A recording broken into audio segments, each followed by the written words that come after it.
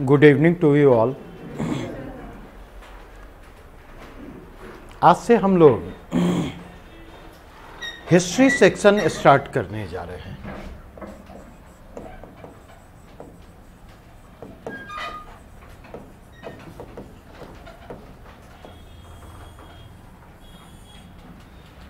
सामान्यतः history section मैं नहीं लेता।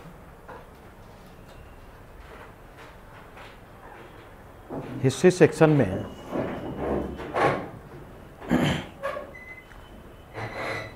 केवल टेस्ट डिस्कशन में कवर करता रहा हूं। विक्रम सर हिस्ट्री सेक्शन के लिए रेगुलर फैकल्टी हैं, लेकिन उनकी कुछ व्यस्तताएं हैं, तो सोचा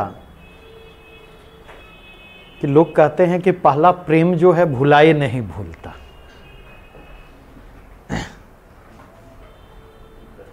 और बीच बीच में हिस्ट्री मुझे भी ये एहसास दिलाता रहता है, ठीक है।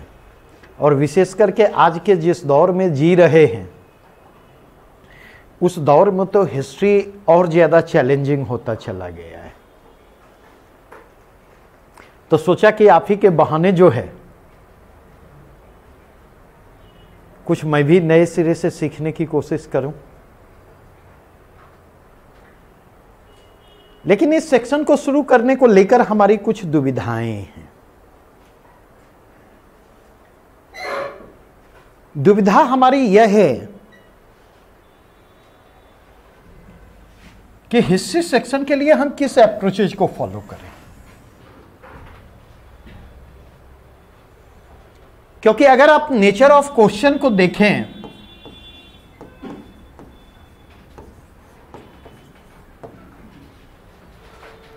अगर नेचर ऑफ क्वेश्चन को देखें तो 4 सेक्शन हैं पूरे के पूरे हिस्ट्री का जो आपका सिलेबस है, और प्रश्नों को पूछे जाने के जो ट्रेंड हैं। तो अगर मैं कैटेगराइज करूं तो पार्ट ए में आर्ट एंड कल्चर को रखता हूं,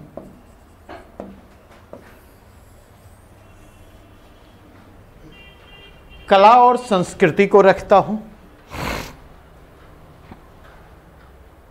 पार्ट बी सेक्शन जो है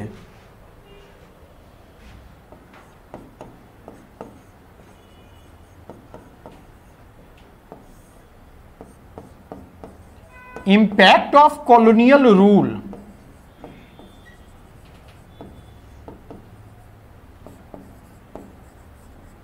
ऑन इंडिया,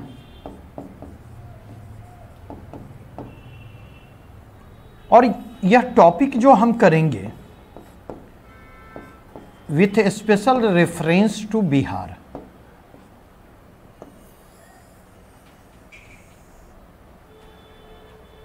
औपनिवेशिक शासन का भारत पर जो प्रभाव रहा है, यह दूसरा सेक्शन है जहां से प्रश्न पूछे जाने की प्रवृत्ति दिखाई पड़ती। तीसरा कंटेक्स्ट अगर हम कहें तो पार्ट 3 में कहूंगा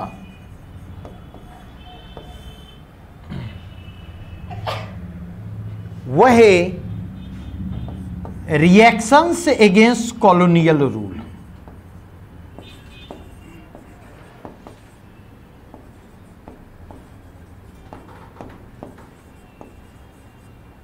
और reactions and resistance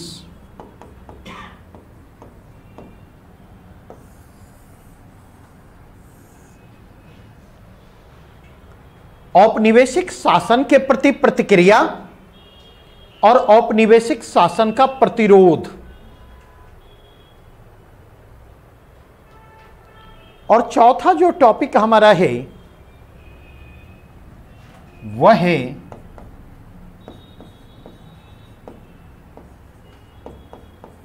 part D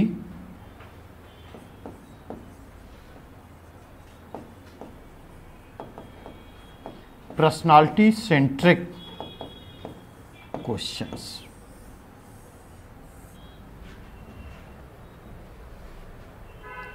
ये 4 कैटेगरी हैं जहां से प्रश्न उठा करके पूछे जाते हैं।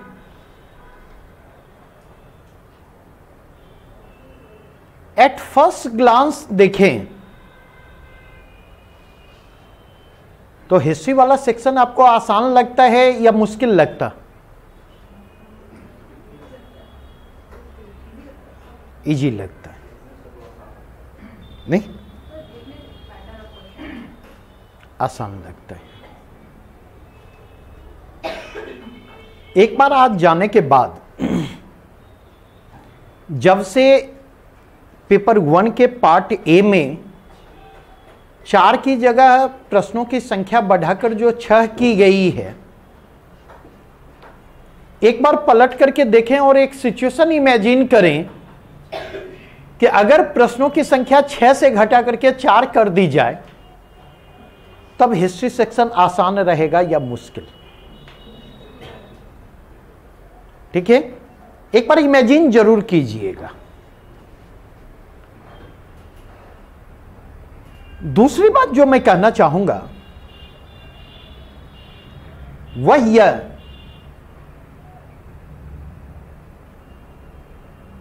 कि कई बार जो चीजें देखने में आसान लगती हैं अक्सर वो आसान नहीं होती,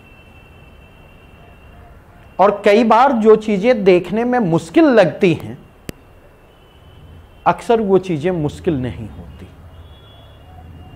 जो चीजें आसान जितनी लगती कई बार आसान नहीं होती, और जितनी मुश्किल लगती हैं उतनी मुश्किल भी वो नहीं होती। मैं यह प्रश्न इसलिए उठा रहा क्योंकि यहां पर जितने लोग हैं प्रश्न पूछा जाता है 1857 के विद्रोह के कारण और परिणामों का मूल्यांकन करें, यही प्रश्न पूछा जाता। सारे लोग पढ़ के जाएंगे, सारे लोग आंसर लिख करके आएंगे? क्या सबको 28 और 30 आएंगे? क्यों? रीजन? क्योंकि प्रश्न तो क्वाइट क्लियर हैं, ट्रेडिशनल नेचर के प्रश्न हैं, प्रश्न विजिबल हैं, प्रश्न को आप प्रिडिक्ट कर सकते हैं। लेकिन इस प्रश्न में किसी को 38 में 28 भी रहेंगे और किसी को 38 में 18 भी रहेंगे और किसी को 12 भी रहेंगे, नहीं? और अगर यह वेरिएशन है तो क्या आपको नहीं लगता कि एक बार रुक करके हमें सोचना चाहिए, एक बार रुक करके हमें सोचना चाहिए कि आखिर किसी को 12 क्यों आ रहा है, किसी को 18 क्यों आ रहा है और किसी को 28 क्यों दिए जा रहे हैं? यह एक ऐसा महत्वपूर्ण पहलू है जिस पर निश्चित तौर पर विचार किया जाना चाहिए, नहीं? और यही वह बिंदु है जो हमारी दुविधा के मूल में मौजूद है। आप देखेंगे कि अगर प्रश्न पूछा जाता पाल कला पर, प्रश्न पूछा जाता मौर्य कला पर, प्रश्न उठा करके पूछा जा रहा है पटना कलम पर, इसी 3 पर प्रश्न पूछे जा रहे हैं बदल बदल करके, और पिछले 2 बार को छोड़ दें तो नॉर्मली यहां से डायरेक्ट प्रश्न पूछे जाते रहे। पिछले 2 बार चाहे वो प्रश्न 64 में मौर्य कला पर पूछे गए हों, उनको बौद्ध प्रभाव से लिंक करने की कोशिश की गई, और पाल कला पर जो प्रश्न पूछे गए उनको भी बौद्ध प्रभाव से लिंक करने की कोशिश की गई। इसका मतलब यह कि प्रश्न तो पाल कला और मौर्य कला पर पूछे जा रहे हैं, लेकिन प्रश्नों के ओरिएंटेशन में बदलाव आ रहा है। और हमेशा ध्यान रखें, अंडरस्टैंडिंग के डेवलपमेंट में, एप्लीकेशन के डेवलपमेंट में प्रश्नों की अहम भूमिका होती है। अगर प्रश्नों की अहम भूमिका नहीं होती तो शायद टेस्ट डिस्कशन में अपने पास नहीं रखता, क्योंकि मुझे प्रश्नों को, नए नए प्रश्नों को क्रिएट करने, नए नए एंगल से प्रश्नों को क्रिएट करने और फिर प्रश्नों के एंगल से उस टॉपिक को देखने में मजा आता है। उससे एप्लीकेशन भी डेवलप करता है, उससे अंडरस्टैंडिंग भी डेवलप होती, उससे वैल्यू एडिशन भी संभव होता है आंसर में। तो अगर हम इस चीज को समझ रहे तो हमें मेंटली इस बात के लिए भी तैयार रहना चाहिए कि पाल कला, मौर्य कला या पटना कलम, आर्ट एंड कल्चर से ये पूछे जाने वाले जो ट्रेडिशनल प्रश्न हैं, एक मधुबनी पेंटिंग को भी मैं इंक्लूड कर लेता। यहां से स्ट्रेट प्रश्न पूछे ना जाकर नियर फ्यूचर एप्लीकेशन बेस्ड प्रश्नों की संख्या बढ़ सकती है, प्रश्नों को घुमाने की कोशिश हो सकती है। और जब प्रश्नों को घुमाने की कोशिश होगी तो गए तो हैं यहां से रट करके चार्ट और डायग्राम के साथ, नहीं, रट करके गए हैं गाय पर लेख और पूछ दिया गया बाढ़ पर लेख, नहीं। तो अगर गाय पर रट करके गए और बाढ़ पर पूछ दिया गया तो कम से कम इतना तो एप्लीकेशन होना चाहिए ना कि बाढ़ का पानी लाके घास को उपजा के गाय को खिलवा दे। अगर इतना भी कर दिए तो वहां से कनेक्ट करने की स्थिति में हम होंगे। मेरी बातें समझ रहे? कल के डेट में हो सकता है प्रश्न यह भी उठा करके पूछा जा सकता कि मौर्य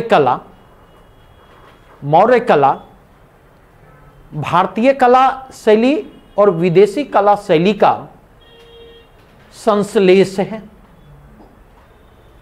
प्रश्न यह भी उठा करके पूछा जा सकता। और कितना भी आप रट करके गए हैं, इस प्रश्न को तब तक आप रिस्पॉन्ड करने की स्थिति में नहीं होंगे जब तक स्पेशली फॉरेन इंपैक्ट के कंटेक्स्ट में आपने मौर्य कला को देखने की कोशिश नहीं की है, मौर्य कला को समझने की कोशिश नहीं की है और मौर्य कला को इंटरप्रेट करने की कोशिश नहीं की है। कल के डेट में प्रश्न तो यह भी उठा करके पूछा जा सकता, आप देखें ट्राइबल मूवमेंट पर प्रश्न उठा करके पूछे गए, और मैं जो भी बात कर रहा आपके साथ प्रश्नों के कंटेक्स्ट में बात कर रहा, प्रश्नों के बाहर जाकर के मैं आपसे कोई बात नहीं कर रहा। एक प्रश्नों के कंटेक्स्ट में बात कर रहा हूं और दूसरा कंटेक्स्ट हमारा क्लियर है, वही है कि अगर ट्रेडिशनल प्रश्न भी उठा करके पूछे जा रहे हैं तो उन ट्रेडिशनल प्रश्नों के आंसर में भी हम कैसे डिफरेंस क्रिएट करें।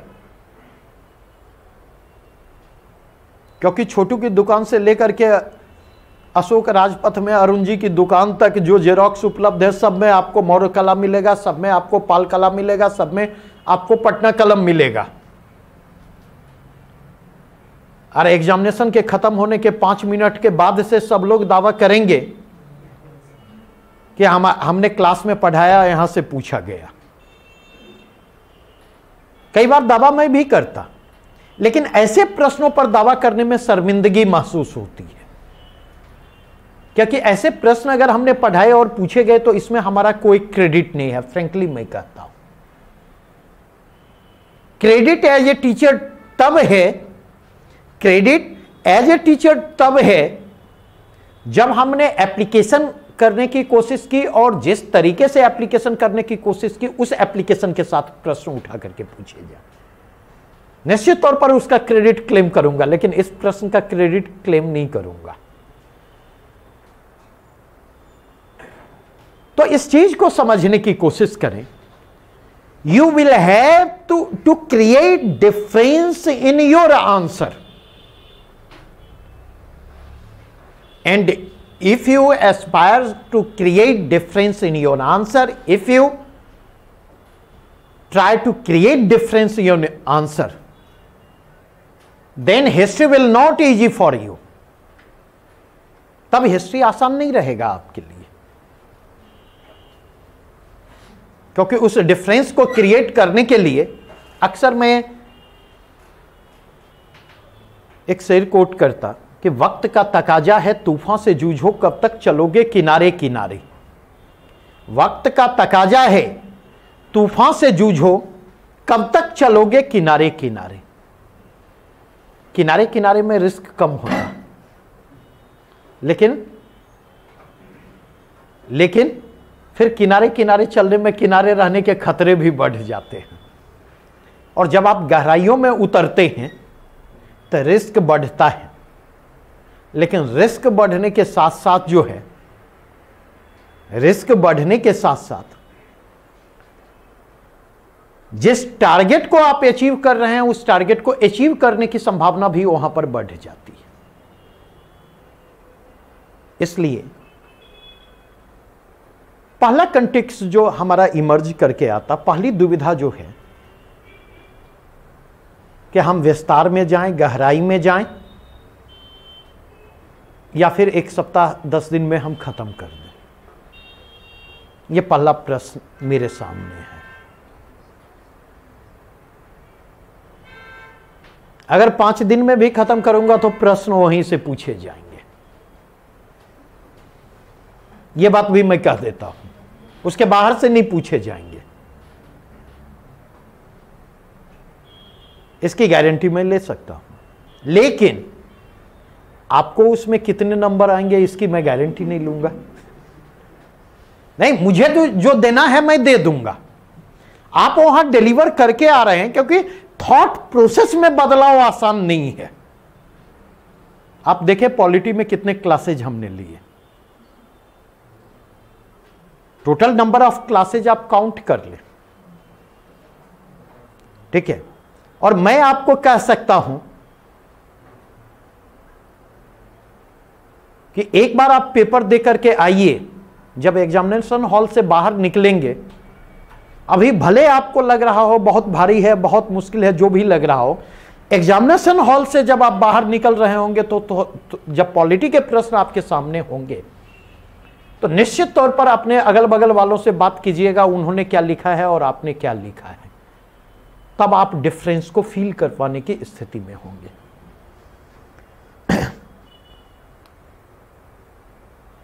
अब अगर यहां से मैं आगे बढ़ूं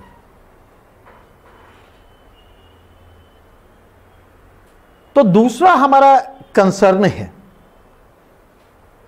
जो मैंने कहा कि हाउ टू क्रिएट डिफरेंस।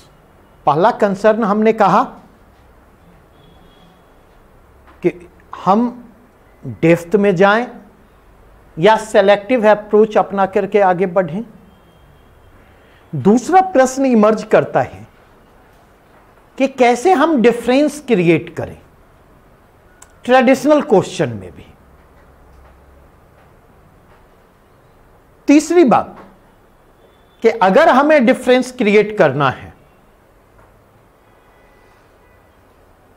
तो डिफरेंस क्रिएट करना है तो लगातार अब तक जो आपने आंसर राइटिंग के प्रैक्टिस किए हैं आप गौर करेंगे। कई बार मैं लिखता हूं इसका औचित्य, कई बार मैं लिखता हूं इस विस्तार का औचित्य, कई बार एक लंबा लाइन खींच करके पूरे पेज पर साइड में क्वेश्चन मार्क लगा देता। नहीं, कई बार मैं लिखता हूं be specific and to the point. कई बार मैं लिखता हूं maintain accuracy both at the level of content at the level of presentation. बहुत ज्यादा अभी दबाव इसलिए नहीं बनाता क्योंकि थोड़े अर्ली स्टेज में आप हैं। तब वीणा की तार को इतना ना ढीला करो कि आवाज ही ना निकले और इतना ना टाइट करो कि टूट ही जाए। तभी आपके मोटिवेशन लेवल को भी बना करके हमें रखना है, यह भी जिम्मेवारी। लेकिन यह छूट उस समय नहीं आपकी आपको मिलने जा रही है। जिस समय अगर सब कुछ ठीक ठाक रहा और रिवीजन क्लासेस का मौका आप लोगों को मिला, उस समय यह छूट नहीं मिलने जा रही है, क्योंकि वहां पर स्क्रू जो है वो टाइट होता चला जाएगा। तो अगर आप गौर करें, बेटर आंसर राइटिंग के लिए जरूरत होती है इंफॉर्मेशन की, नंबर 1। नंबर 2 अंडरस्टैंडिंग की। अंडरस्टैंडिंग की, जब इंफॉर्मेशन आपके पास होगा, जब अंडरस्टैंडिंग आपके पास होगा, और इसमें यह बात ध्यान रखेंगे, यह मेंस का आंसर आप लिख रहे हैं, मेंस के आंसर में इंफॉर्मेशन का रोल जो होता है वो सप्लीमेंट्री होता है, इंफॉर्मेशन पूरक की भूमिका में होता है। प्राइम रोल किसका होता है? प्राइम रोल अंडरस्टैंडिंग का होता है, प्राइम रोल इंफॉर्मेशन का नहीं होता। और आप गौर कीजिएगा, अभी जो आप आंसर राइटिंग करते हैं उस आंसर में देखेंगे प्राइम रोल किसका होता है? इंफॉर्मेशन का हो जाता है, और सेकेंडरी रोल जो है अंडरस्टैंडिंग का हो जाता होता है ना, ऐसा नहीं? तो कहां पर मेहनत करनी है यह भी इंडिकेट करता चल रहा। तीसरी चीज, अंडरस्टैंडिंग का मतलब क्या है? जब छोटा था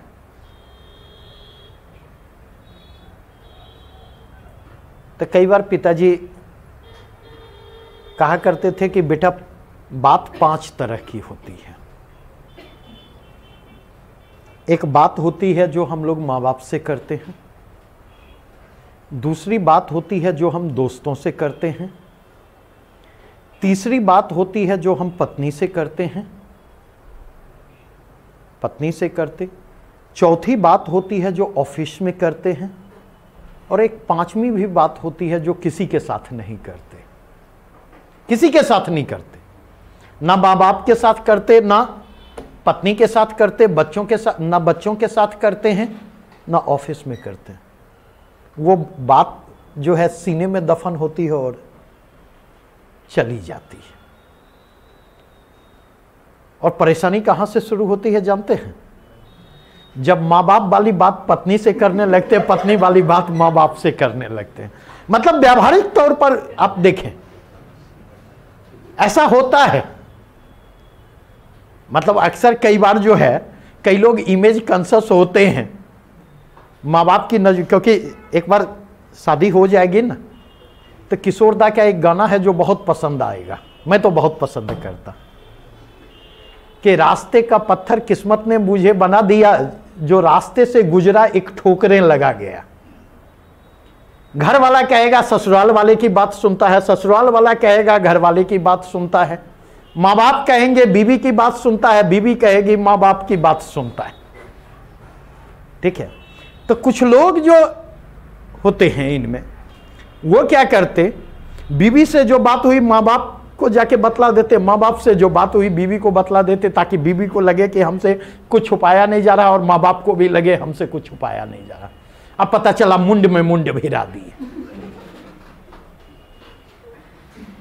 कहिएगा इसका क्या मतलब है? इसका मतलब है, यहां पर मैं वही बात कर रहा हूं, अंडरस्टैंडिंग का। अब तीसरी बात जो मैं कर रहा, अंडरस्टैंडिंग का मतलब यह है, अंडरस्टैंडिंग का मतलब यह नहीं है कि केवल एक समझ विकसित हो गई। अंडरस्टैंडिंग का मतलब यह भी है कि जो तथ्यों का सापेक्षिक महत्व होता है, relative importance of the fact जो होता, तो relative importance of the fact से भी हम परिचित हों। कौन से तथ्य अधिक महत्वपूर्ण है, कौन से तथ्य कम महत्वपूर्ण है, और कौन से तथ्य जो हैं और कम महत्वपूर्ण है। जब तक हम relative importance of the fact से नहीं परिचित होते, तब तक हमें यह पता नहीं चलता आंसर लिखने के क्रम में कि कहां पर हमें विस्तार में जाना है, कहां पर हमें इंडिकेटिव रहना है, और किन चीजों को हम छोड़ भी सकते। और आंसर राइटिंग में इस सेंस की अहम भूमिका होती है। और जब इतनी चीजें आपके पास होंगी, जब इंफॉर्मेशन आपके पास होगा, जब अंडरस्टैंडिंग आपके पास होगी, जब relative importance of the fact से आप परिचित होंगे, तो आपका कॉन्फिडेंस लेवल क्या होगा? आपका कॉन्फिडेंस लेवल बढ़ेगा, आपके आत्मविश्वास का स्तर बढ़ेगा। और आत्मविश्वास का स्तर अगर बढ़ेगा तो आप डिमांड ऑफ क्वेश्चन को इंटरप्रेट करने की भी स्थिति में होंगे और डिमांड ऑफ क्वेश्चन को रेस्पॉन्ड करने की भी स्थिति में होंगे। तब पांचवी चीज जो होगी वो एप्लीकेशन वहां से डेवलप करता। और अगर आप इन 5 चीजों को फोकस करते चलते हैं, अपनी स्ट्रैटेजी का हिस्सा बनाते, तो आप विश्वास करें कि कोई भी ट्रेडिशनल प्रश्न पूछा जाएगा, आप वहां पर डिफरेंस क्रिएट कर पाने की स्थिति में होंगे। और जब आप डिफरेंस क्रिएट कर पाने की स्थिति में होंगे तो निश्चित तौर पर वहां पर आपके अंक बेहतर होंगे। ना हो यह संभव ही नहीं है। मेरी बातें समझ में आई? तो इसके लिए आवश्यकता किस बात की होगी? इसके लिए आवश्यकता इस बात की होगी कि हम विस्तार में जाएं, हम गहराई में जाएं। ऐसा नहीं है कि पॉलिटी में ए से जेड तक मैंने आपको पढ़ाया है। पूरे के पूरे पॉलिटी के सिलेबस को मैंने बीपीएससी के सिलेबस और बीपीएससी के क्वेश्चंस के ट्रेंड के आलोक में उसकी व्याख्या की, एक्सटेंडेड फॉर्म में व्याख्या की। और उस पॉइंट ऑफ व्यू से जो चीजें जहां पर जितनी ज्यादा महत्वपूर्ण थी वहां पर हमने उतना ज्यादा समय दिया। मुझे लगता है ठीक वही अप्रोचेज हिस्ट्री सेक्शन में भी अपनाए जाने की जरूरत है। कई बार आप महसूस करेंगे इनिशियल क्लासेज में जिन चीजों को मैं डिस्कस करूंगा, कई बार आप महसूस करेंगे कि उनकी बहुत उपयोगिता प्रश्नों की दृष्टि से नहीं होगी एट फर्स्ट ग्लांस। लेकिन जिन चीजों को मैं आपके साथ डिस्कस करने जा रहा हूं उनकी उपयोगिता आंसर राइटिंग के लिए होगी, अंडरस्टैंडिंग के पॉइंट ऑफ व्यू से होगी, एप्लीकेशन के पॉइंट ऑफ व्यू से होगी। आंसर में आप वैल्यू एडिशन करना चाहते, आंसर के मार्किंग पोटेंशियल को डेवलप करना चाहते, वहां पर उसकी सीधे सीधे उपयोगिता होगी। नेक्स्ट प्रश्न जो उभर कर आता, how to cope with the changing trend. Trend अगर बदल रहे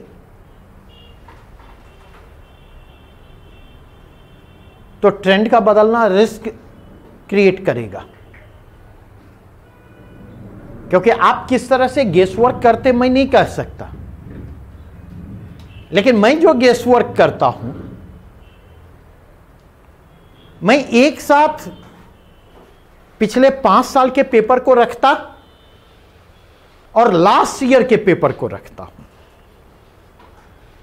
कंटिन्यूटी को देखता और चेंज के ट्रेंड को देखता 5 साल के पेपर के कंटेक्स्ट में। और लास्ट पेपर जो होता उसमें चेंज के ट्रेंड के अर्ली इंडिकेशन जो मौजूद होती, उस अर्ली इंडिकेशन को मैं पकड़ने की कोशिश करता। और उस स्थिति में देखें तो 66वीं बीपीएससी मुख्य परीक्षा में 2 ही चीजें होंगी। अगर राम मनोहर लोहिया पर प्रश्न पूछा गया, अगर जेपी पर प्रश्न उठा करके पूछा गया, गांधी, नेहरू, टैगोर पर प्रश्न उठा करके पूछे जा रहे हैं, अगर प्रश्न उठा करके पूछे जा रहे हैं राजेंद्र प्रसाद पर, तो क्या आपको नहीं लगता कि सरदार पटेल पर भी प्रश्न उठा करके पूछे जा सकते हैं या नहीं? और सरदार पटेल पर अगर प्रश्न उठा करके पूछे जा सकते तो हमें यह विजुअलाइज करना होगा और हमें सरदार पटेल तक पहुंचने की कोशिश करनी होगी। यह विजुअलाइज हमें करना होगा। हमें यह विजुअलाइज करना होगा कि किसान आंदोलन से प्रश्न लगातार पूछे जा रहे हैं। 64th बीपीएससी में एक शॉर्ट नोट्स उठा करके पूछा गया मजदूर आंदोलन से। कुछ रिकॉल कर रहे हैं? देखा है? नहीं? सवाल यह उठता कि यह इंडिकेट कर रहा है कि धीरे धीरे जो है बीपीएससी का जो ट्रेंड रहा, बीपीएससी अपने उस ट्रेंड से बाहर निकल रही। अब तक ट्रेंड क्या था? अगर इंपैक्ट ऑफ कॉलोनियल रूल पर आप जाएंगे तो उस इंपैक्ट को एडमिनिस्ट्रेटिव कंटेक्स्ट में देखा जा सकता, उस इंपैक्ट को सोशियो इकोनॉमिक कंटेक्स्ट में देखा जा सकता, उस इंपैक्ट को सोशियो कल्चरल कंटेक्स्ट में देखा जा सकता है, उस इंपैक्ट को एजुकेशनल कंटेक्स्ट में देखा जा सकता। और अब तक जो यहां से प्रश्न पूछे गए हैं इंपैक्ट पर अगर आप जाकर के देखें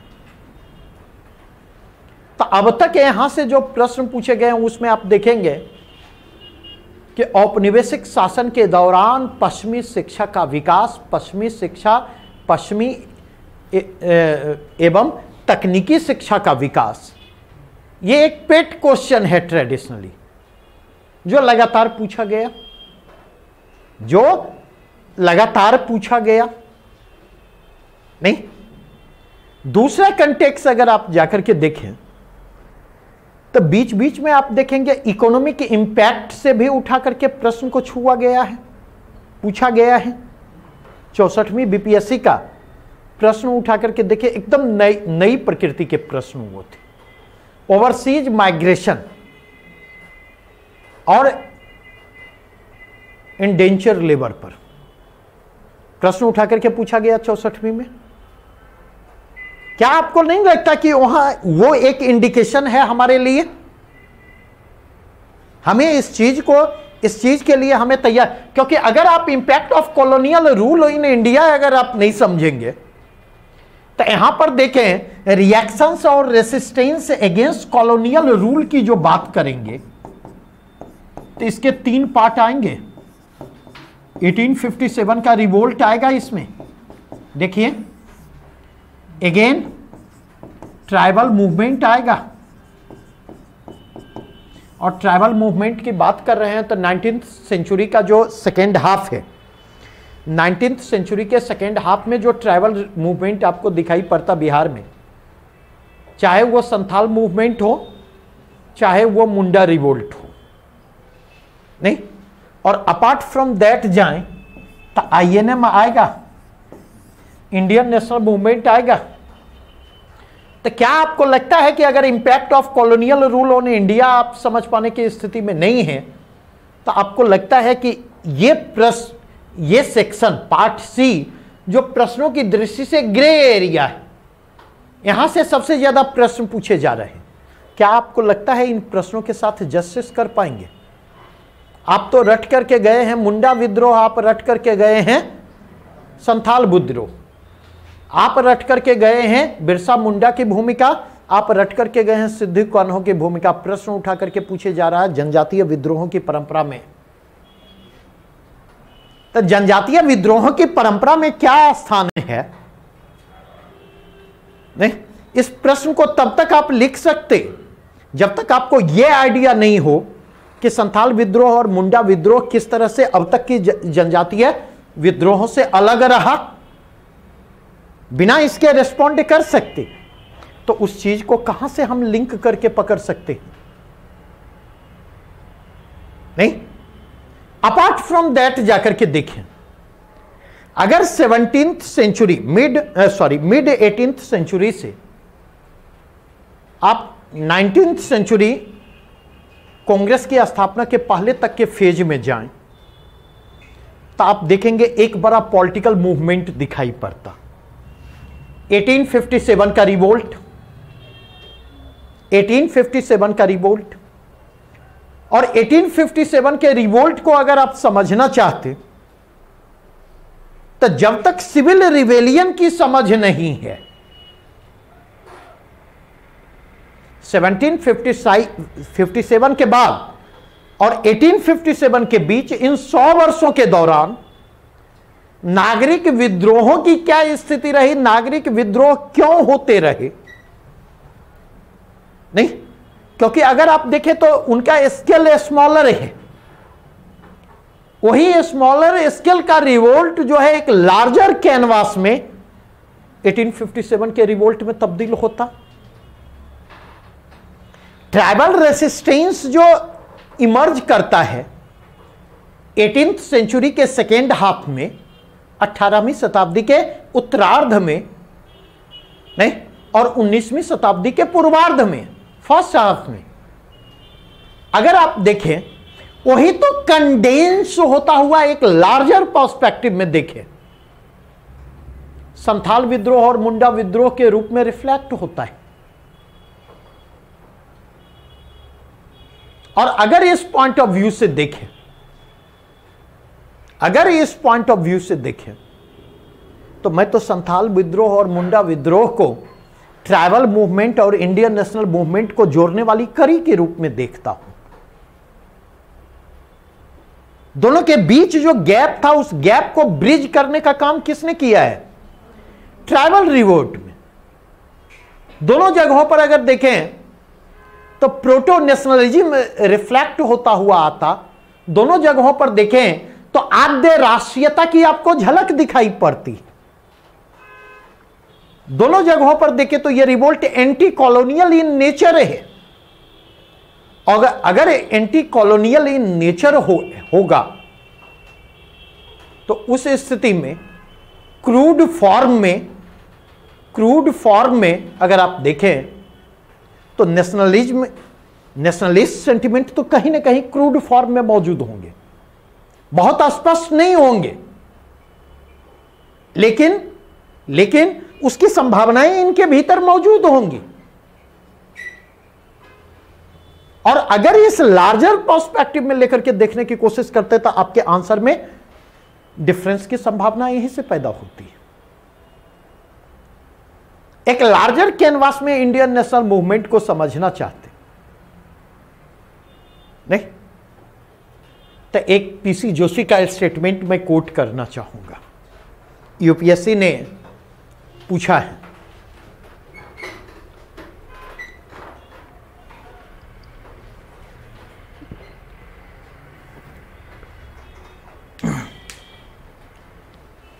शॉर्ट नोट्स में हिस्ट्री ऑप्शनल में यह पूछा गया था, स्टेटमेंट डाला गया था मॉडर्न इंडिया सेक्शन में, आजादी और विभाजन मध्य वर्ग की देन थी। आजादी और विभाजन मध्य वर्ग की देन थी।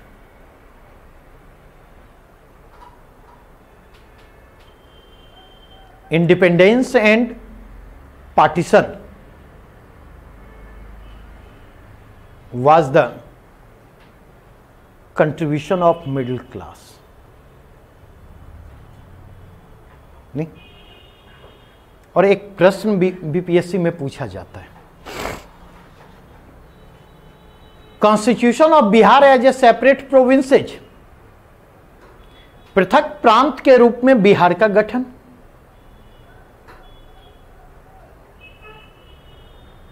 आप अगर गौर करें तो आजादी का जो आंदोलन रहा उसे किसने नेतृत्व प्रदान किया? मध्य वर्ग ने नेतृत्व प्रदान किया, मिडिल क्लास ने नेतृत्व प्रदान किया। क्योंकि इस मध्य वर्ग की खासियत क्या होती? ठेठ देसी में अगर कहूं तो इसको चोखा भी चाहिए और मुरमुर भी चाहिए, कुरकुर भी चाहिए। नहीं, जबकि चोखा जब भी होगा तो सॉफ्ट होगा, और भुजिया जब भी होगा तो कुरकुर होगा। नहीं, अगर भुजिया कुरकुर नहीं है तो भुजिया खाना बनाते हैं ना आप लोग? नहीं नहीं, ये बड़ी चिंता का विषय है। हाँ, आप लोग तैयार रहिए, आप लोगों को तैयार रहना ही चाहिए। वैसे भी शादी ब्याह होते होते 35-40 साल गुजर जाएगी, नहीं तो 40 साल गुजर जाएगी तो कम से कम इतनी भी तो सेवा कीजिएगा। तो अगर देखें तो मेरे कहने का मतलब यह है कि दुई एक संग ना हो है बुआलू, हसब ठठायब फुलायब गालू। दोनों चीजें एक साथ नहीं हो सकती। बचपन में ये खेल खूब खोला होगा, हनुमान जी की तरह जो है और हंसे भी, दोनों चीज एक साथ हो सकता नहीं होगा। जैसे हंसेंगे हवा पास हो जाएगा तो गाल तो फूलेगा नहीं। तो यहां पर जो चीजें रुक करके समझने की जरूरत है, कहीं ना कहीं जब तक अंग्रेज मौजूद रहते, जब तक कॉलोनियल रूल मौजूद रहता, मिडिल क्लास की जो महत्वाकांक्षाएं थी, मिडिल क्लास के जो एस्पिरेशंस थे, उनका पूरा होना मुश्किल होता। उनका पूरा होना मुश्किल होता। तो मिडिल क्लास ने अपने इंटरेस्ट में कॉलोनियल पावर का विरोध शुरू किया। जिस समय बिहार बंगाल प्रेसिडेंसी का हिस्सा था, बंगालियों का वर्चस्व था। बिहार बंगाल प्रेसिडेंसी में बंगालियों का वर्चस्व था। एजुकेशन से लेकर के, एजुकेशनल इंस्टीट्यूशन से लेकर के, और आप चले जाएं सरकारी नौकरियों तक में। तो धीरे धीरे जो बिहारी मिडिल क्लास इमर्ज कर रहा था।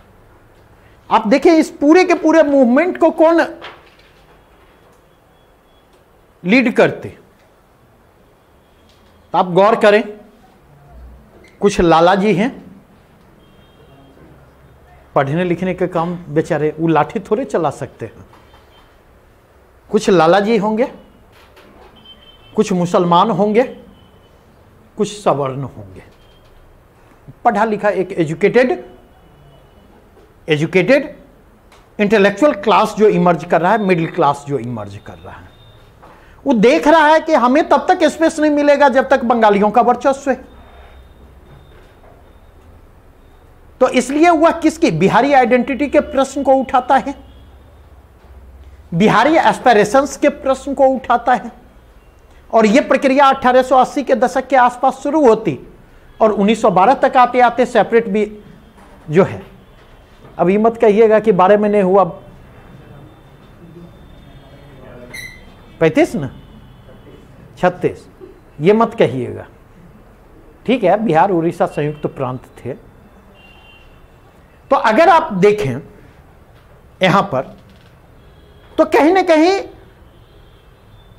मैंने उदाहरण दिया नेशनल मूवमेंट का मिडिल क्लास के कंटेक्स्ट में, मैंने उदाहरण दिया सेपरेट बिहार के कॉन्स्टिट्यूशन का मिडिल क्लास के इंटरेस्ट के कंटेक्स्ट में, और मैं उदाहरण दे रहा हूं हिंदुओं और मुसलमानों के मिडिल क्लास के इंटरेस्ट में जो कन्फ्लिक्ट था, उस कन्फ्लिक्ट ऑफ इंटरेस्ट ने कम्युनलिज्म का आधार तैयार किया। क्योंकि मुसलमानों को लग रहा था कि वर्चस्व जो है, मतलब अगर अखंड भारत रहता तो वर्चस्व जो होगा वो हिंदुओं का होगा, हिंदुओं का वर्चस्व होगा, तो उसमें हम जो स्पेस चाह रहे, हमारे जो एस्पिरेशंस हैं, कहीं ना कहीं उसके लिए एस्पिरेशंस को पूरी करने के लिए स्पेस मिल पाना क्या है, बहुत ही मुश्किल है। तो उन्होंने एक धीरे धीरे एक अलग रास्ता अपनाया। नहीं, अंततः उसी की परिणति, उसी कम्युनलिज्म की परिणति किस रूप में होती? पार्टीशन के रूप में होती है। अब पार्टीशन के साथ हुए एस्पिरेशंस पूरे हुए या नहीं हुए, ये एक अलग बात है। बिहार के विभाजन के बाद झारखंड तो बन गया, लेकिन जिस उद्देश्य से झारखंड का गठन हुआ वे एस्पिरेशंस पूरे हुए या नहीं हुए ये एक अलग बात है। आज भी देखेंगे, कल से एक स्टेटमेंट तैर रहा है हेमंत सोरेन का। उन्होंने आदिवासियों के मसले को उठाते हुए उन्होंने कहा आदिवासी हिंदू नहीं है। नहीं, उन्होंने ये प्रश्न उठाया। तो भाई इतना सेंसिटिव होने की जरूरत क्या है? ये तो फैक्ट है, ये एक रियलिटी है, ये एक रियलिटी है। आज भी अगर आप जाकर के देखें, लड़ाई इसी चीज के लिए हो रही है ना। बिरसा ने भी इसी चीज के लिए ना लड़ाई की। आपने विकास के नाम पर, अंग्रेजों ने विकास के नाम पर नहीं अपने को थोपने की कोशिश की, मॉडर्निटी के नाम पर, मॉडर्निज्म के नाम पर, नहीं, जिससे उनकी पूरी की पूरी आइडेंटिटी क्या होती है, खतरे में पड़ती है। क्योंकि जो भी ट्राइबल एरिया हैं रिसोर्स रिच एरिया है। ना तो अंग्रेजों को ट्राइबल वेलफेयर से कोई लेना देना था, ट्राइबल डेवलपमेंट से लेना देना था, और ना ही आज के बाजार को ट्राइबल वेलफेयर या ट्राइबल डेवलपमेंट से कोई लेना देना है। सरकार को लेना देना है, उसके कई सारे कंसर्न है। तो मैं ये नहीं कहूंगा सरकार को लेना देना नहीं है, लेकिन जिस सरकार पर कॉरपोरेट का जितना ज्यादा दबाव होगा, बाजार का जितना ज्यादा दबाव होगा, ट्राइबल कंसर्न को ओवरलुक करने की संभावना उतनी ज्यादा होगी। पूरी की पूरी लड़ाई तो जल जंगल जमीन पर ही हो रही है। संथाल के यहां भी चले जाएं, मुंडा के यहां भी चले जाएं, और आज भी ट्राइबल रेसिस्टेंस के मूल में जाकर के देखें तो वही चीजें दिखाई पड़ेंगी। तो उसके लिए आपको समझना होगा ना, उसके लिए आपको समझना होगा। अगेन अगर हम आगे बढ़ें तो अगर नेशनल मूवमेंट के पर्सपेक्टिव में देखें तो सर्टेन पॉकेट हैं जहां से प्रश्न पूछे जाते रहे, और उनमें अगर एक लाइन देखें तो इंडियन नेशनल मूवमेंट में फोकस एरिया कौन सा है? फोकस एरिया गांधीयन मूवमेंट है, गांधीयन फेज है। गांधीयन फेज में भी अगर आप जाकर के देखें तो गांधीयन फेज में भी देखेंगे तो एक चंपारण, अब उसको कृषक आंदोलन माने, उसमें माने एक चंपारण हो गया, दूसरा आपको आ जाता है वो असहयोग आंदोलन आ जाता है, तीसरा आ जाता है क्विट इंडिया मूवमेंट आ जाता है। घुमा फिरा करके तो प्रश्न यहीं से रह रहे। और यहां पर भी देखेंगे बिहार स्पेसिफिक अप्रोच जो है, नहीं अपार्ट फ्रॉम दैट जाकर के देखेंगे तो एक चंपारण से इतर हट करके एक ओवरऑल किसान आंदोलन पर पूछा जाए या सहजानंद सरस्वती पर पूछा जाए। लेकिन ये जो नए प्रश्न पूछे जाने के रुझान पिछले 3-4 वर्षों से जो दिखाई पड़ रहे हैं, एक तो आप लेकर के चले पिछले कुछ वर्षों से पॉलिटिकल फिलॉसफी से प्रश्न उठा करके पूछे जा रहे हैं, गांधी नेहरू टैगोर से प्रश्न पूछे जा रहे हैं। तो गांधी नेहरू टैगोर से लगातार प्रश्न पूछे जा रहे हैं, तो आपको तीनों पर्सनालिटी को तैयार करना है और विस्तार से आपको तैयार करना है। प्रश्न जाकर के पलटे, जब मेरी चर्चा उस टॉपिक पर आऊंगा तो फिर स्पेसिफिक होकर के चर्चा करूंगा, लेकिन प्रश्न जाकर के पलटे कि किस प्रकार के प्रश्न वहां से पूछे जा रहे। लेकिन अब केवल गांधी नेहरू टैगोर से काम नहीं चलने वाला है। गांधी नेहरू टैगोर से प्रश्न से काम नहीं चलने वाला है, क्योंकि अब प्रश्न जो हैं डॉक्टर राजेंद्र प्रसाद पर भी उठा करके पूछा जा रहा है। डॉक्टर राजेंद्र प्रसाद का राष्ट्रीय आंदोलन से जो रिश्ता रहा है, यह बड़ा खतरनाक प्रश्न है।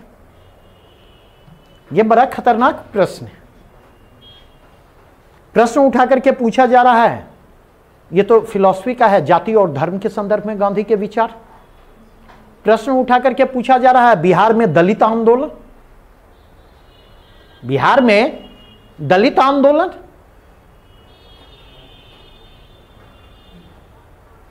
प्रश्न उठा करके पूछा जा रहा है, राम मनोहर लोहिया और जयप्रकाश नारायण का संपूर्ण क्रांति चिंतन कल के डेट में हो सकता है।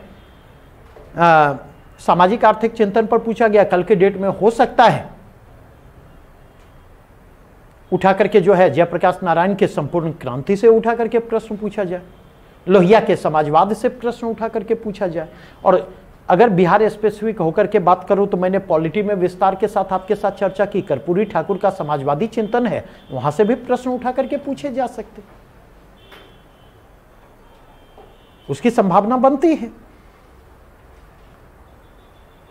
64वीं बीपीएससी में जाकर के देखें तो इंडेंचर सिस्टम और ओवरसीज इमिग्रेशन, वहां से प्रश्न उठा करके पूछे गए। मजदूर वर्ग और राष्ट्रीय आंदोलन से प्रश्न पूछे गए। सेंसस 1881 जो है, कास्ट और रिलीजन बेस्ड सेंसस जो है, वहां से प्रश्न उठा करके पूछे गए। तो मेरे कहने का यह मतलब है, टैगोर पर एक स्पेसिफिक प्रश्न पूछा गया, बंगला संगीत और साहित्य में रविंद्रनाथ टैगोर का। तो मैं ये चर्चा इसलिए कर रहा हूं, क्या कुछ दुविधा है? मैं ये चर्चा इसलिए कर रहा हूं कि अगर प्रश्नों के ओरिएंटेशन में बदलाव आ रहे हैं, प्रश्नों की प्रवृत्ति में बदलाव आ रहे, ट्रेंड में बदलाव आ रहे हैं, तो वो आपको लगातार इंडिकेट कर रहे हैं। क्या इंडिकेशन है, क्या मैसेज है? Get ready for the changing trend. आज ऐसे प्रश्नों की संख्या 2 है, 2.5 है, 3 है। हो सकता है कल ऐसे प्रश्नों की संख्या 4 और 5 भी पहुंच जाए। हो सकता है कल के डेट में जब लगे कि उनको बहुत मौका 3 बार 4 बार दे दिया, नहीं तो पता चला कि 6 से घटा करके 4 कर दिया, और मेरे पास आएंगे कि तो मैं कहूंगा क्या करोगे, बीपीएससी तो जानते हुए हो। क्योंकि हम ये नहीं बोल सकते कि ये हमारी असफलता है, क्योंकि अगर ये हम बोलेंगे तो हमारा बाजार खराब होगा। तो हम सीधे आप भी निशाने पर बीपीएससी को ही ले रहे हैं, चौटाहा ले नहीं, और पता चला हम भी कहेंगे कि अरे पता नहीं कैसे कैसे लोगों को बीपीएससी में बैठा दिया जाता है, कुछ नहीं समझ में आता है। नहीं तो मेरे कहने का मतलब है कि यदि हम चेंजिंग ट्रेंड को रिस्पॉन्ड करना चाहते और यदि हम यहां पर अच्छा करना चाहते, तो उस स्थिति में चेंजिंग ट्रेंड के हिसाब से हमें अपनी रणनीति बदलनी होगी। रणनीति में बदलाव किए बिना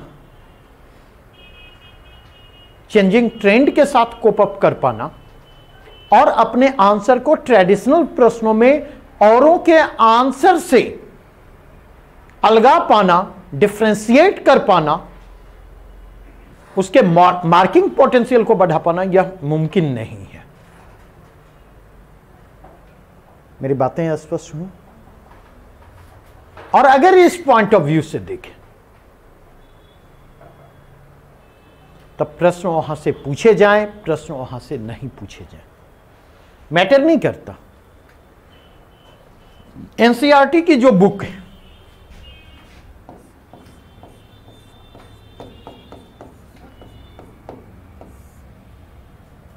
और ये एनसीईआरटी की बात मैं कर रहा, ओल्ड इज गोल्ड। इसका मतलब ये नहीं कि न्यू को साफ छोड़ दें, लेकिन there can be no comparison. पुरानी वाली एनसीईआरटी जो है बिपिन चंद्रा वाले, ठीक है, अब अगर देखेंगे तो मेरे ख्याल से ओरिएंट ब्लैक स्वान शायद उसको पब्लिश करती है, ठीक है। एनसीईआरटी की ये बुक जरूर ले लें।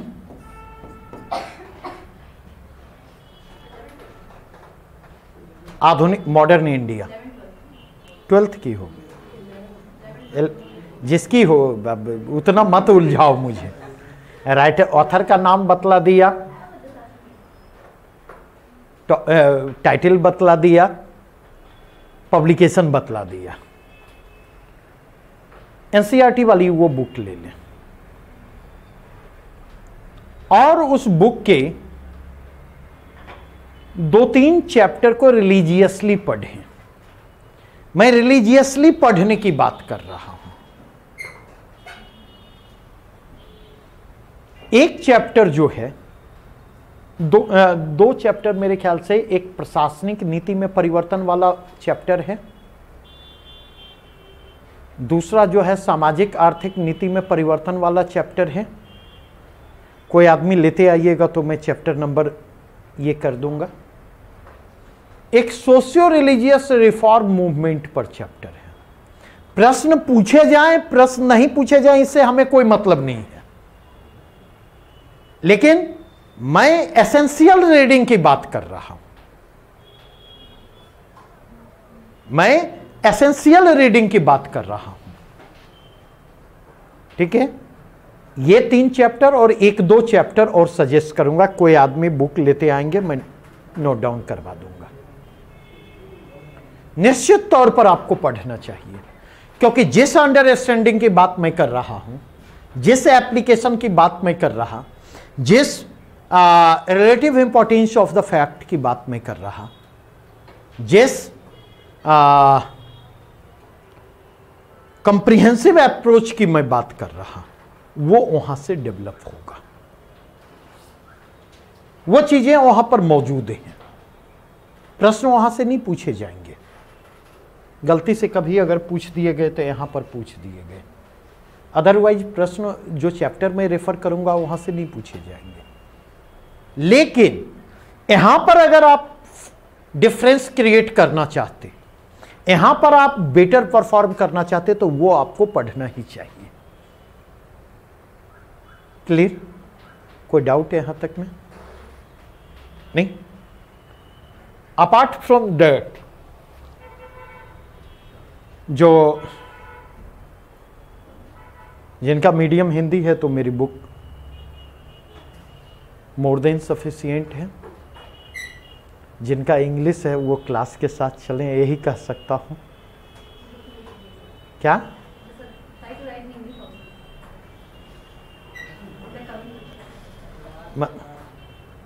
मतलब टारगेट में है, ठीक है। और अगर ज्योति रह गई पूरे बैच तक तो हो सकता है जल्दी मैं ले आऊँगा इंग्लिश में सेपरेट बैच भी और इंग्लिश में सेपरेट बुक भी, क्योंकि एक बार मेरे क्लास नोट्स इंग्लिश में मिल गए तो फिर चीज़ें बहुत आसान हो जाएंगी, ठीक है। बैठ करके करना बहुत मुश्किल काम है, पेनफुल काम है, और इन व्यस्तताओं के बीच, क्योंकि ऐसा नहीं है कि मैं अगर आता तो मुझे काम नहीं करना पड़ता है। अब सीख रहा हूं, क्योंकि यूपीएससी जिस डायरेक्शन में मूव कर रही है ना, आज हिंदी गायब है यूपीएससी के रिजल्ट से, हिंदी गायब है।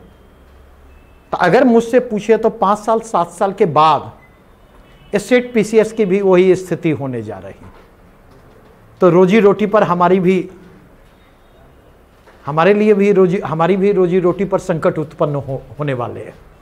तो इसलिए धीरे धीरे जो है, अब मैं वापस लौटता हूं, लौटूं मैं मूल मसले की तरफ।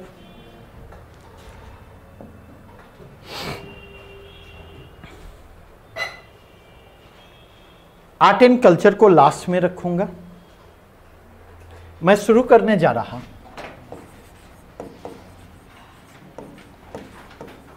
आधुनिक भारत से।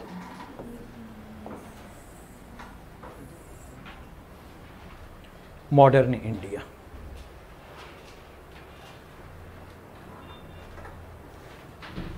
नहीं,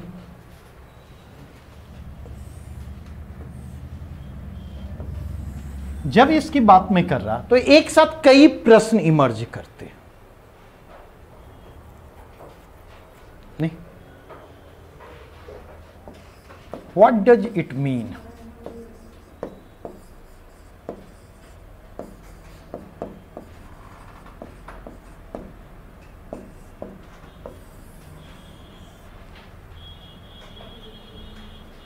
आधुनिक भारत का मतलब क्या है? ये पहला प्रश्न है, नहीं? और कल आप लोग हल्दी चुन्ना बुलवाने के चक्कर में थे मुझे मंदिर वाले मसले पर, तो उस प्रश्न का उत्तर यहां से मिल जाएगा। दूसरा प्रश्न इमर्ज करता है, फ्रॉम वेयर इट स्टार्ट्स।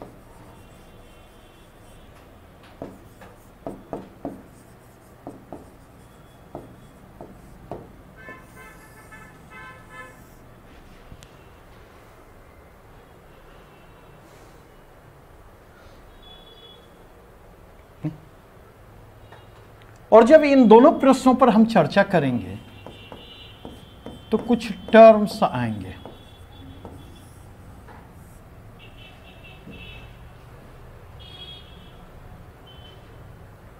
कुछ टर्म्स आएंगे जिन टर्म्स को हमें जानना है, जिन टर्म्स को हमें समझना है, क्योंकि जब तक टर्म्स हम नहीं समझेंगे ना,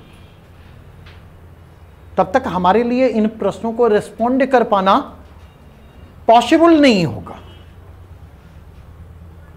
क्योंकि अगर आप देखें इस प्रश्न को कि आधुनिक भारत की शुरुआत कहां से होती है, क्या जवाब होगा? कहां से शुरुआत माने?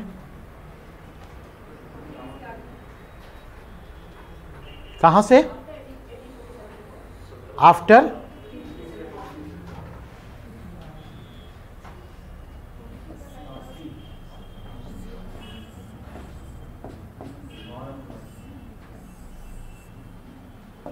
नहीं, और कुछ?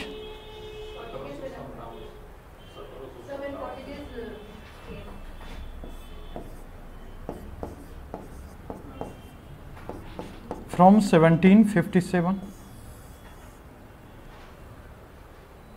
और कुछ?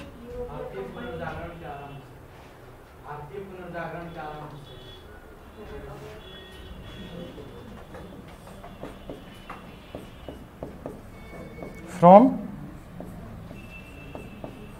19th century।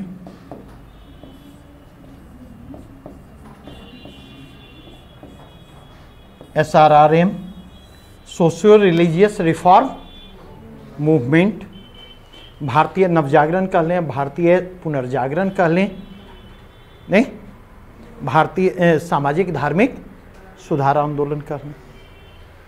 और कुछ कहिएगा?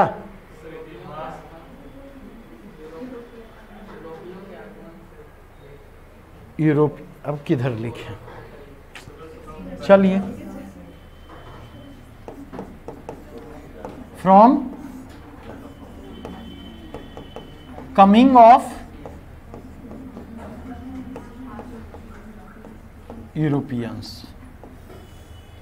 And from coming of Europeans means 17th century। और कुछ? अब समझाइए मत मुझे, मतलब या तो इनमें से किसी से आप मानते होंगे या आपके पास एक नया डेट होगा। अभी केवल मुझे इतना जानना। इसका कोई टाइम और नहीं। अब यदि किसी चीज को साइंटिफिक लॉजिकल यदि हम बात करें तो वो मॉडर्न, और यदि हम किसी चीज को इनलोक या परलोक पर या किसी मतलब इनविजुअल चीज को मान के चले तो हम लोग आज भी एंशिएंट हैं। तो बड़ी खतरनाक आपने टिप्पणी कर दी। आप तो मुझसे भी ज्यादा रिवॉल्यूशनरी साबित होने जा रहे हैं। समझे? नहीं नहीं नहीं, ठीक है। और अगर मुझसे पूछें तो यह सोच मेरे भरोसे का कारण है कि भारत का भविष्य सुरक्षित है। क्योंकि जब तक इस सोच का एग्जिस्टेंस है, कोई भी व्यक्ति कितना भी पावरफुल क्यों न हो जाए, इंडिया और इंडियननेस इंटैक्ट रहेगा। जब तक यह सोच। और कोई डेट देंगे? मैं डेट मांग रहा था, आपने दूसरी चीज समझा दी। अब जो मन है वो मत बोलो।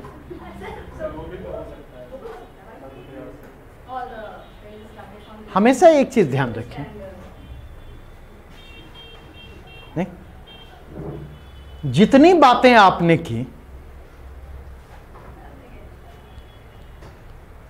एक बात किसी ने नहीं की जो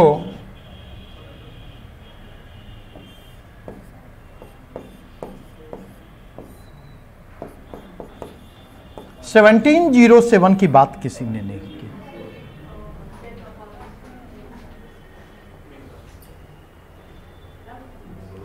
आपने 1707 की बात नहीं की ना, आपको कह रहे थे ना, नहीं तो नंबर आप ही दीजिएगा कि एग्जामिनर देगा। हाँ।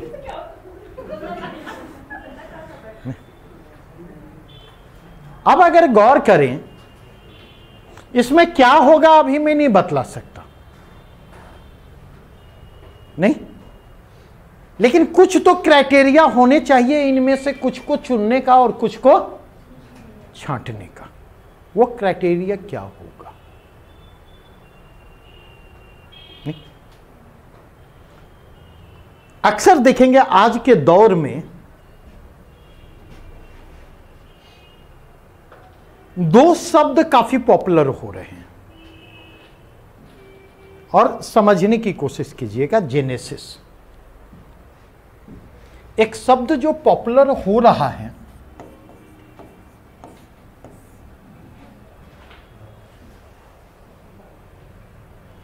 नहीं, वाइडली नोन शब्द है आज के दौर में, और इसमें दोनों तरह के रख लेता मैं, ठीक है, खुश होने की जरूरत नहीं है। जो अंध विरोधी हैं उनको भी मैं भक्त की ही कैटेगरी में मानता। तब पॉजिटिव नेगेटिव दोनों सेंस ये यहां समाहित है। और दूसरा शब्द, जिस शब्द का इस्तेमाल, जिस फ्रेज का इस्तेमाल मैं भी करता, कि यह भारतीय राजनीति का मध्यकाल है। यह भारतीय राजनीति का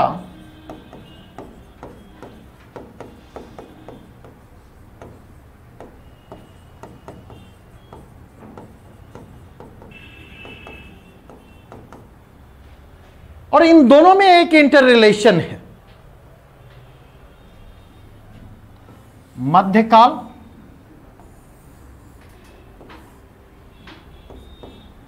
ये डायरेक्टली इंटर रिलेटेड है, नहीं? दरअसल देखें, जब हम आधुनिक भारत की बात करते तो इसका मतलब है आधुनिकता के आगमन से, मॉडर्निटी के आगमन से। जब हम मॉडर्न इंडिया की बात करते तो मॉडर्न इंडिया मॉडर्निज्म के अराइवल को इंडिकेट करता है। मॉडर्न इंडिया जो है वह मॉडर्न थॉट के अराइवल को इंडिकेट करता है।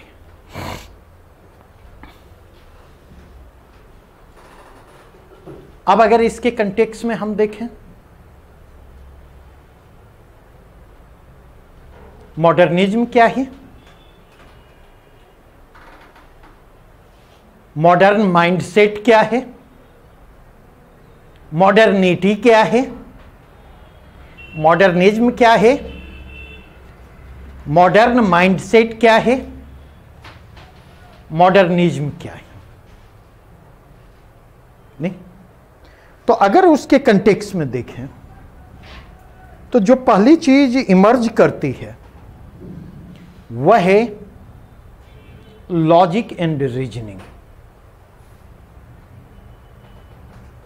जो आधुनिक चिंतन है आधुनिक चिंतन के केंद्र में तर्क और बौद्धिकता होती है। आधुनिक चिंतन के केंद्र में तर्क और बौद्धिकता होती है। ध्यान रखेंगे।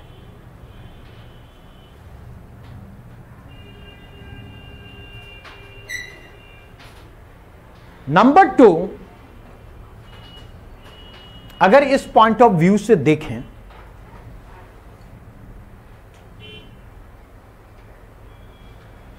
तो आधुनिक चिंतन जो है, आधुनिकता जो है, वह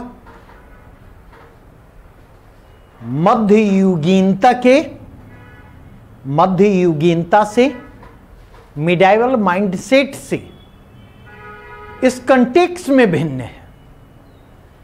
क्योंकि मिडाइवल माइंडसेट में देखेंगे बिलीफ, आस्था, इमोशन, भावुकता। मिडाइवल माइंडसेट के केंद्र में है आस्था, मिडाइवल माइंडसेट के केंद्र में है बौद्धिकता। आस्था,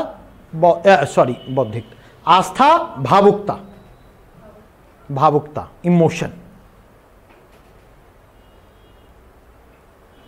जो मिडाइवल माइंडसेट है होता है वह इमोशन ड्रिवन होता है। जो मिडाइवल माइंडसेट होता है वह जो है बिलीफ ड्रिवन होता है। फेथ की अहम भूमिका वहां पर होती है। लेकिन जो मॉडर्न माइंडसेट होता है वो फेथ की तुलना लॉजिक को कहीं ज्यादा महत्व देता।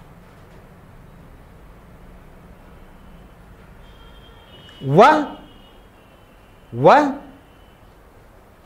इमोशन की तुलना रीजन को कहीं ज्यादा महत्व देता है, रैशनैलिटी को कहीं ज्यादा महत्व देता है। भावुकता की जगह वह बौद्धिकता को महत्व देता है। नंबर 3, तीसरा कंटेक्स्ट देखें। जो मिडाइवल माइंडसेट है वह रिलीजन सेंट्रिक माइंडसेट है। जो मध्ययुगीन मानसिकता है वह धर्म केंद्रित चिंतन है। गॉड और रिलीजन मिडाइवल माइंडसेट के सेंटर में होते और पूरा का पूरा मिडाइवल थॉट जो होता है उसमें सेंट्रलिटी इनकी बनी रहती। लेकिन अगर आप देखें, मॉडर्निज्म को देखें, मॉडर्न माइंडसेट को देखें, तो मॉडर्न माइंडसेट के केंद्र में क्या होता? वह ह्यूमन सेंट्रिक चिंतन होता, मानव केंद्रित चिंतन होता, ह्यूमन सेंट्रिक अप्रोच उसका होता, ह्यूमन सेंट्रिक थॉट उसका होता। और इसीलिए मिडाइवल थॉट जो होता है वह रिलीजियस इन नेचर होता, जबकि मॉडर्न थॉट जो होता है वह सेकुलर इन नेचर होता है। जहां मध्ययुगीन चिंतन की प्रकृति धार्मिक होती है, वहीं पर आधुनिक चिंतन की जो प्रकृति होती है वह धार्मिक ना होकर के धर्मनिरपेक्ष होती है। जहां मध्ययुगीन चिंतन धर्म और ईश्वर केंद्रित चिंतन होता, वहीं पर आधुनिक चिंतन जो होता है वह मनुष्य केंद्रित चिंतन होता है। अगेन अगर आप मूव करें यहां से,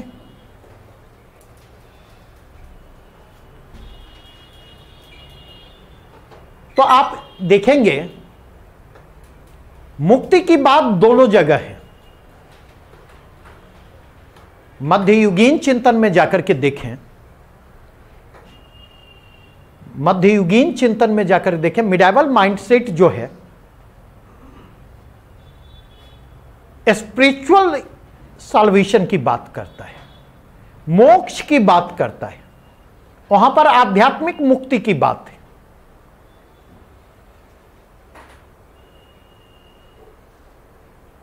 नहीं, जबकि मॉडर्न माइंडसेट जो है वो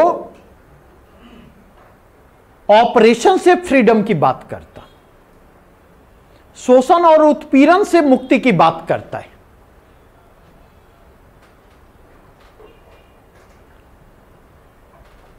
अगेन अगर आप देखें इसके कंटेक्स्ट में, जो मिडाइवल माइंडसेट होता है उसका ओरिएंटेशन शुड बी की ओर होता, वह आइडियलिस्टिक होता है।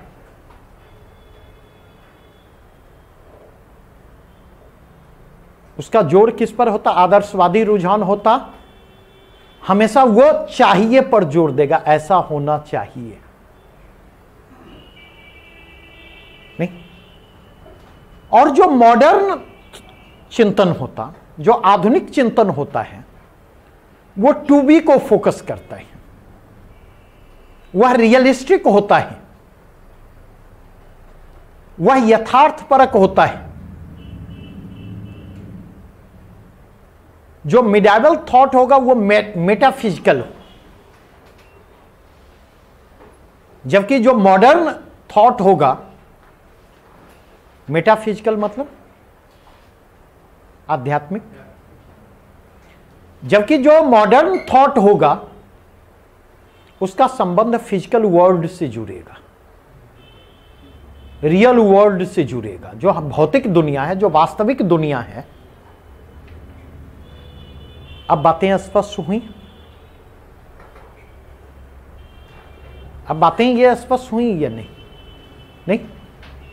तो इसका मतलब यह हुआ, अब इसके कंटेक्स्ट में देखें, इसका मतलब यह हुआ कि जब हम मॉडर्न इंडिया की बात करते, मॉडर्न इंडिया की शुरुआत की बात करते, तो कहीं ना कहीं हम इशारा कर रहे होते कि मॉडर्न इंडिया जहां से शुरू हो रहा है, मॉडर्निज्म की शुरुआत वहां से हो रही है।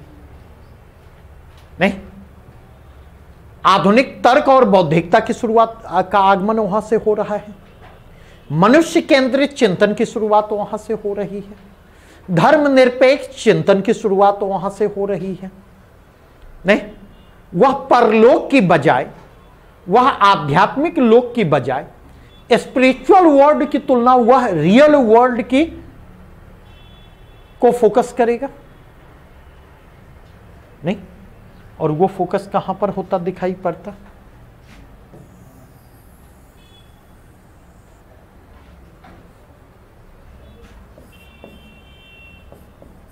यहां से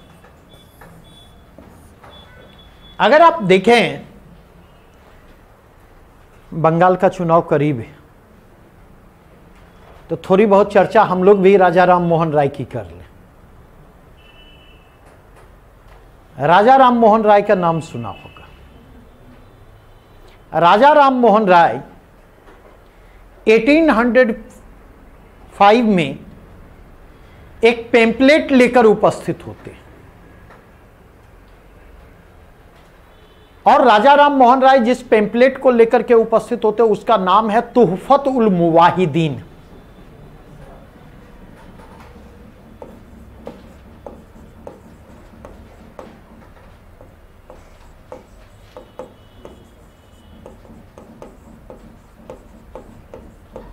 बाद में इसी का अनुवाद किस नाम से होता?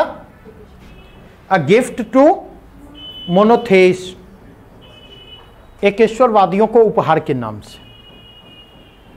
तो ये तुहफतुल मुवाहिदीन पेम्पलेट जो है 1805 में पब्लिश होता है, और पहली बार तर्क और बौद्धिकता की बात इसी बुकलेट में राजा राम मोहन राय ने की है। लॉजिक, रीजन और रैशनैलिटी की बात पहली बार राजा राम मोहन राय ने तुहफतुल मुवाहिदीन में की। और राजा राम मोहन राय, जिनको फादर ऑफ इंडियन रेनेसां कहा जाता, भारतीय पुनर्जागरण का जनक कहा जाता। राजा राम मोहन राय ने उस मॉडर्निज्म को भारतीय चिंतन पद्धति के केंद्र में लाकर इस्टेब्लिश करने में सिग्निफिकेंट रोल प्ले किया है। महत्वपूर्ण भूमिका राजा राम मोहन राय ने निभाई है। और अगर इस पॉइंट ऑफ व्यू से देखें तो पूरा का पूरा सोशियो रिलीजियस रिफॉर्म मूवमेंट जो है वो लॉजिक और रीजन और रैशनैलिटी की बात करता हुआ आता। और भी चीजें वहां हैं, लेकिन अभी अपनी चर्चा को इस बिंदु तक सीमित रखें। तो अगर इस पॉइंट ऑफ व्यू से देखें, अगर हम मॉडर्न इंडिया को मॉडर्निज्म के कंटेक्स्ट से हम लिंक करके देखते हैं तो हमें यह मानना होगा कि मॉडर्न इंडियन हिस्ट्री की शुरुआत 19th सेंचुरी के आरंभ से होती है, अर्ली डेज से होती है। और अगर कोई एक डेट सुझाना होगा तो 1805 को उस डेट के रूप में हम रेफर करेंगे, अदरवाइज 19वीं शताब्दी से। क्लियर? लेकिन इसमें एक व्यावहारिक समस्या है। व्यावहारिक क्या समस्या है कि अगर ऐसा मानते तो उस स्थिति में आपके लिए चीजों को समझ पाना मुश्किल हो जाएगा। मॉडर्न इंडिया के जो डेवलपमेंट हैं उस डेवलपमेंट को समझ पाना मुश्किल होगा। और इसलिए हमने कहा आधुनिक चिंतन के परिप्रेक्ष्य में हम 19th सेंचुरी मानेंगे, लेकिन अगर पॉलिटिकल हिस्ट्री के पॉइंट ऑफ व्यू से आधुनिक भारत की शुरुआत की बात करें तो हमें एक नए डेट की तलाश करनी होगी। वो नया डेट कमिंग ऑफ यूरोपियन नहीं हो सकता। कमिंग ऑफ यूरोपियन नहीं हो इसलिए हो सकता क्योंकि तब आपको यह मानना होगा कि जहांगीर शाहजहां से लेकर के औरंगजेब तक नहीं, तो ये प्रॉब्लमेटिक है। वो 1757 नहीं हो सकता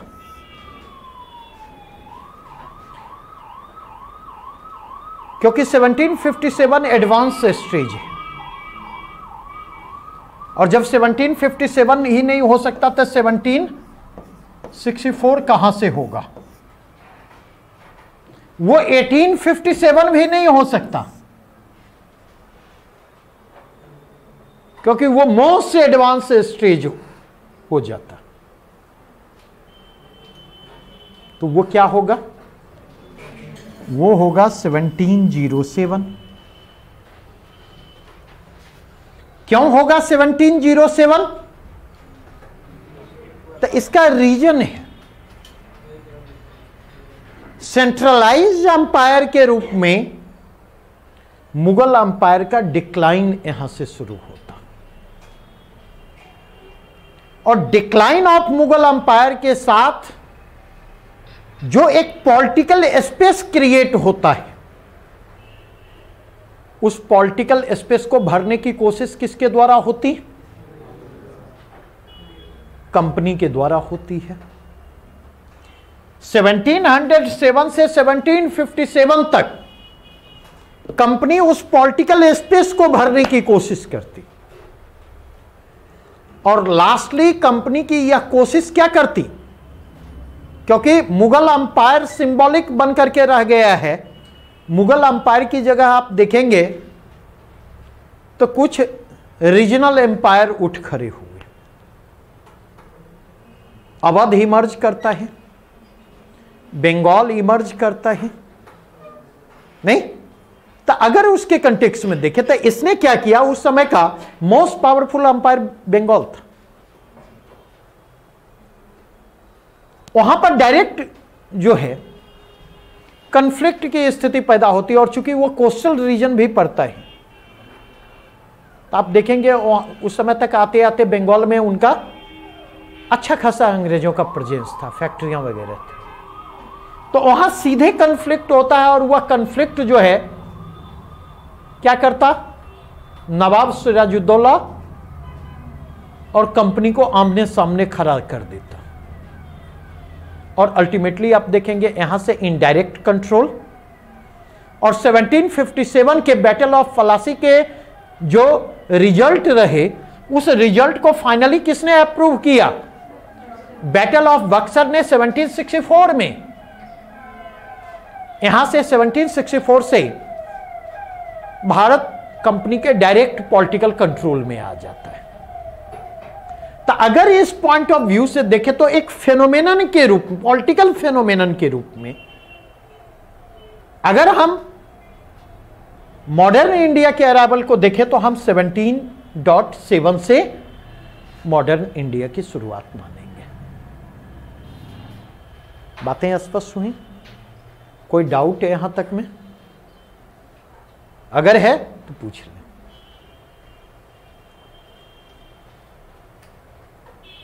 नहीं?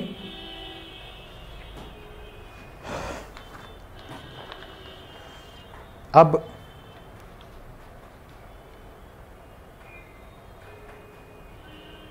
आज छोड़ दें, क्योंकि लंबा बीच में फ्लो टूटना वो सही नहीं रहेगा। और आधे घंटे में जो है चीज़ें होंगी नहीं। कल मैं डायमेंशन उठाऊंगा, मैं बतला देता। कल हमें दो चीज़ों को देखना है। एक हमें देखना है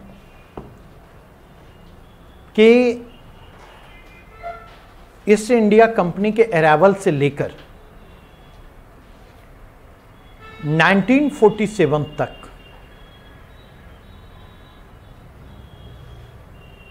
जो कॉलोनियल इंटरेस्ट बदलते रहे, तो किस प्रकार वो कॉलोनियल इंटरेस्ट बदलते हैं और उस कॉलोनियल इंटरेस्ट में जो बदलाव आ रहे हैं उसका बैकग्राउंड क्या है।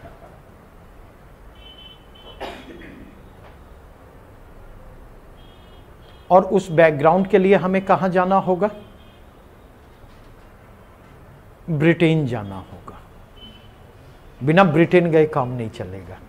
अब ये मत सोचिएगा कि सब आदमी टिकट कटा करके फ्लाइट की चल, क्योंकि हमें देखना होगा कि इस समय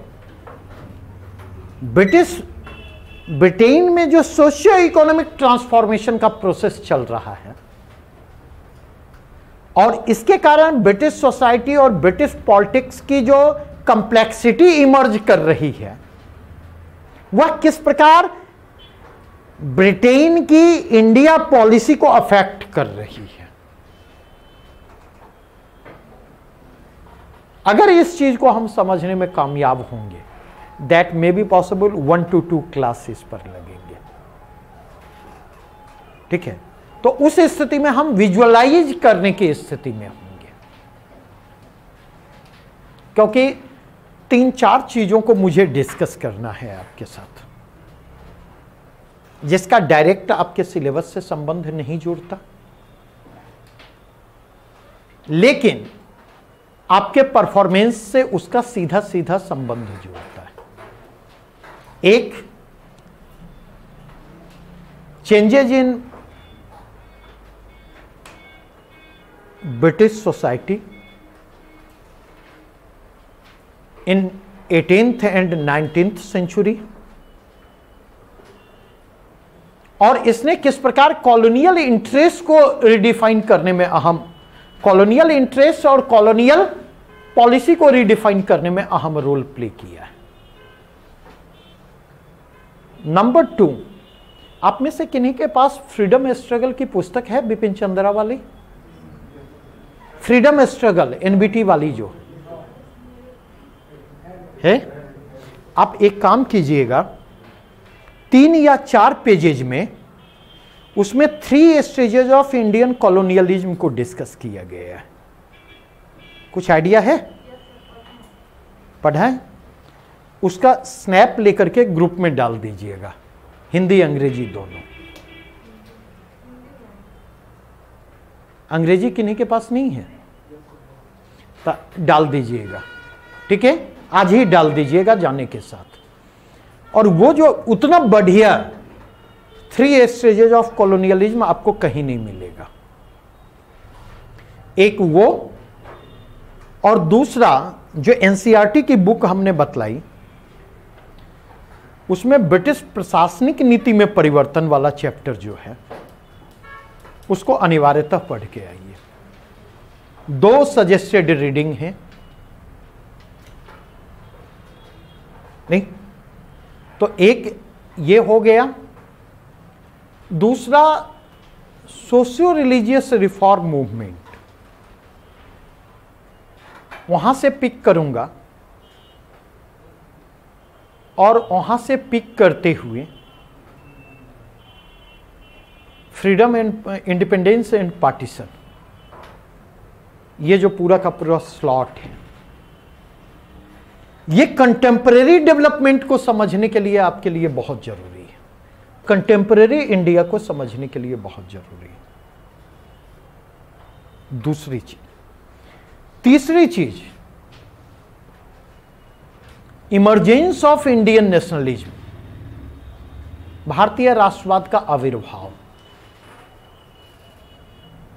इस पर तो खैर प्रश्न भी पूछे गए हैं और आगे भी यहां से प्रश्न पूछे जाएंगे।